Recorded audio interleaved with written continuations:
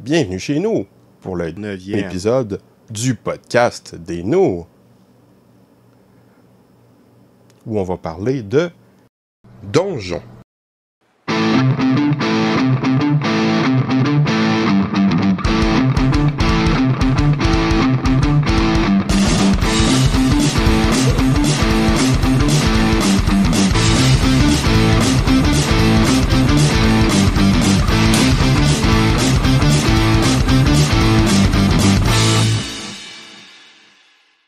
Bienvenue au podcast des nous, je suis Laurent.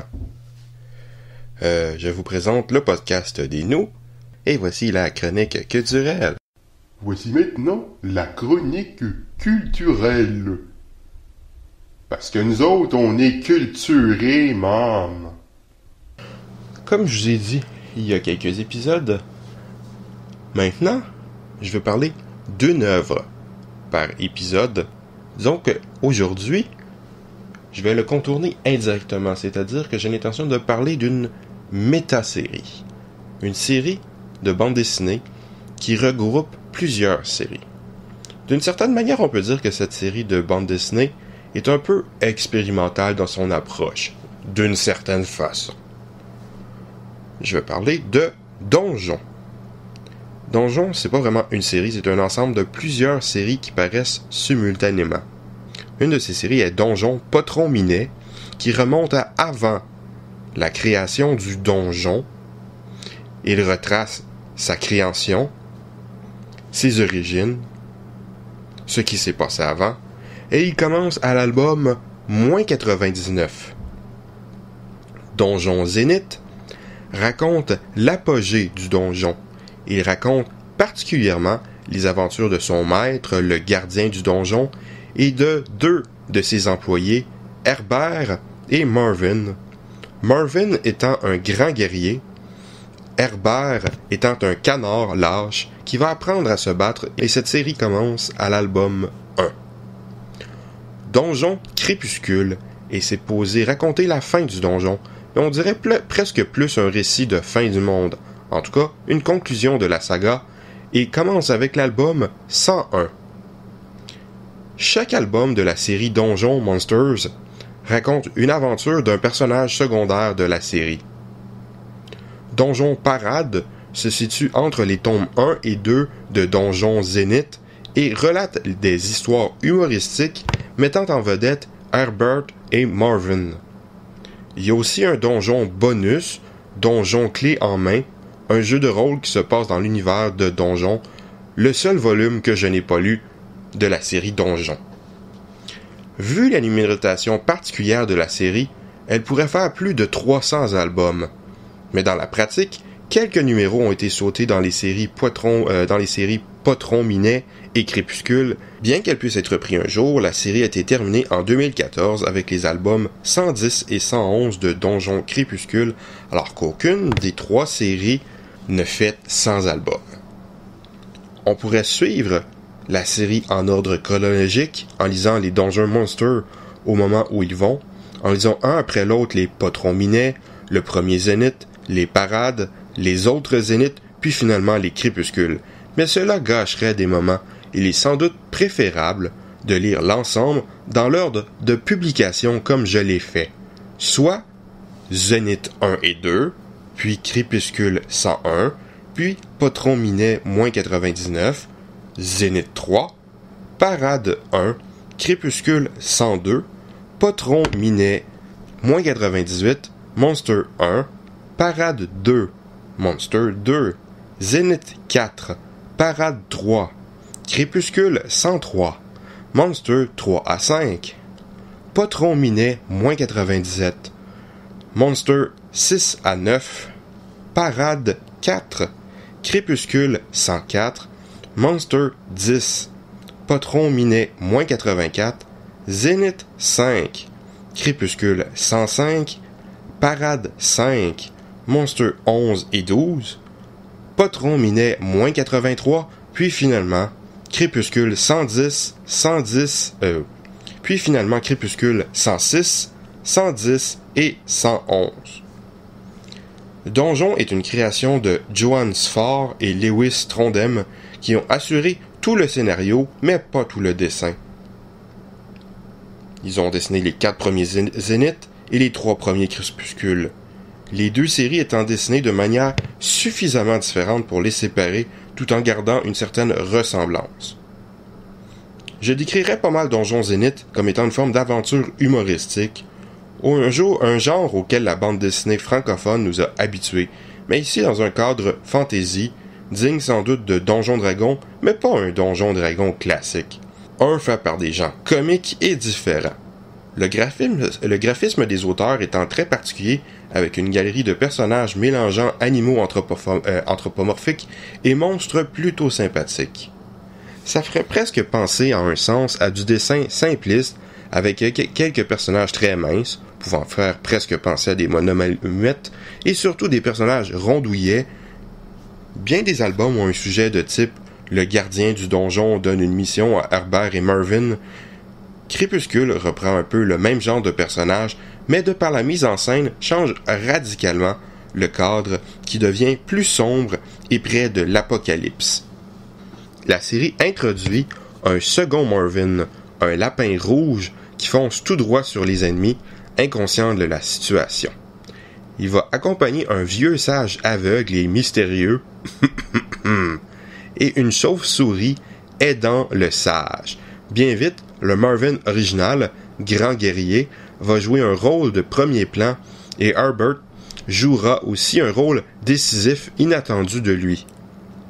La série désarçonne beaucoup avec son style différent, les personnages complètement changés et l'absence totale d'explication de ce qui arrive au donjon, ce qui lui est arrivé. Mais au fur et à mesure de la série, on apprivoise la bête et apprend quelques informations expliquant partiellement la transition.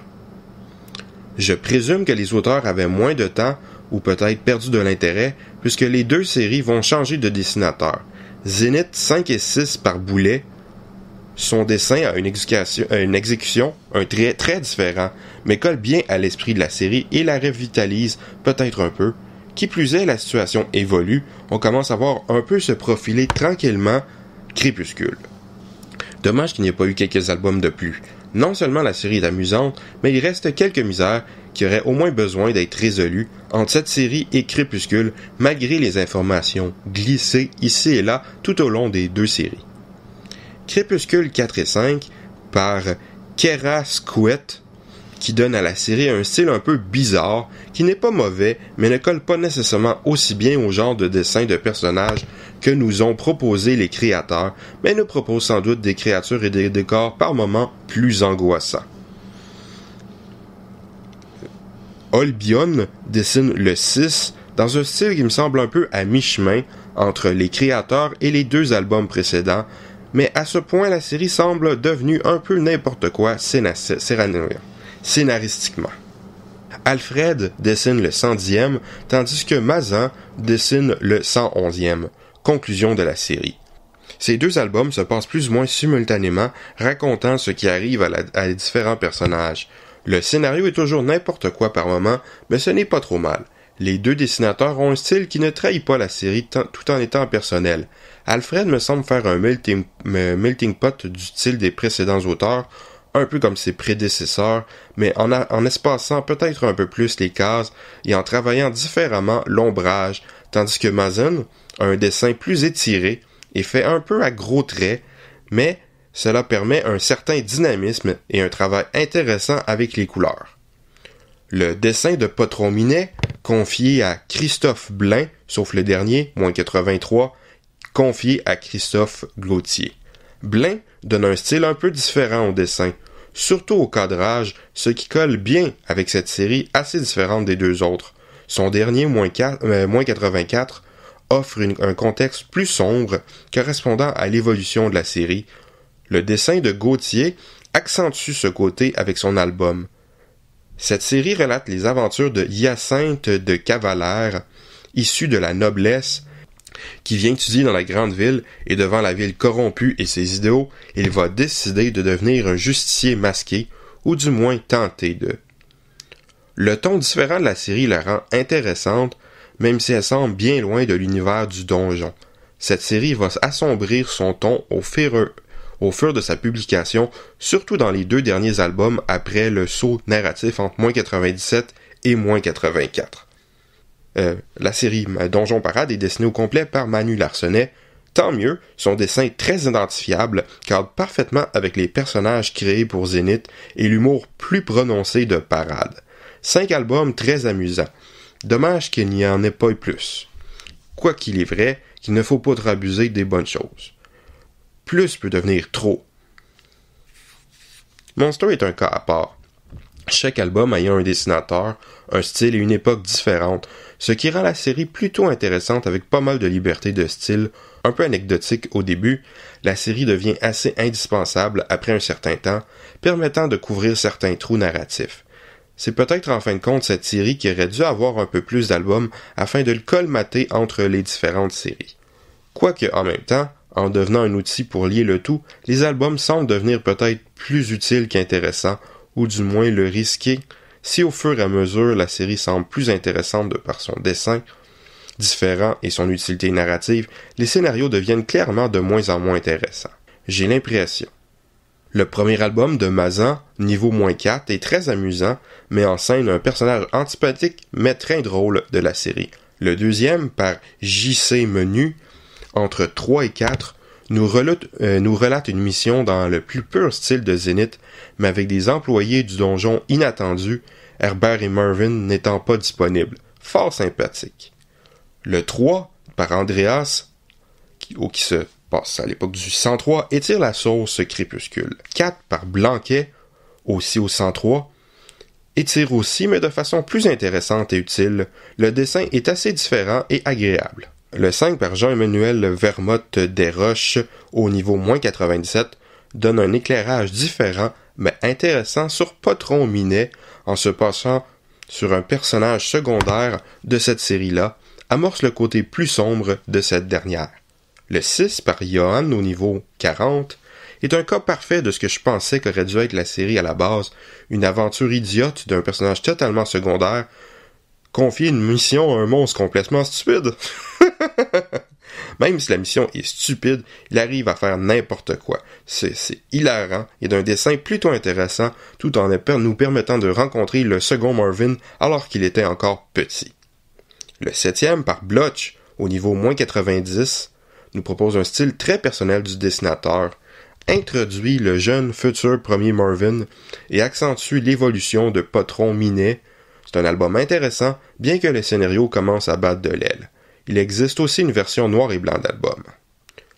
Le 8, par Carlos Nin, au niveau -85, un autre dessin très différent, qui approfondit un personnage, crée véritablement la transition du trou narratif de Patron Minet.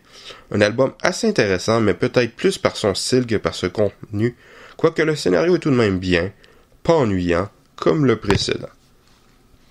Le 9, par Killofer, au niveau 75, un style assez différent, quoique moins radicalement que les 2 précédents. Ça fait un peu lien vers Crépuscule, quoique pas tant que ça. L'album est pas mal du tout. Le 10, dessiné par Bézian, au niveau 95, encore un album au style assez différent, faisant supposément le lien vers Crépuscule. Le ton est intéressant, mais l'album me donne l'impression de tirer à longueur. À ce stade, je me demande si la série serait plus intéressante sous forme d'album recueillant diverses histoires courtes par des auteurs différents avec leur propre style, plutôt que d'infliger des albums complets. Le 11e, dessiné par Stanislas au niveau -400, un lointain préquel insérant un fil d'intrigue abordé dans la méta-série Donjon.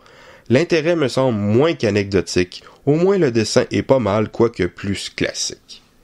Le 12e, par Carmidas au niveau 5, est une suite du précédent album, en quelque sorte se déroulant à l'époque Zénith, assez classique aussi, très anecdotique aussi.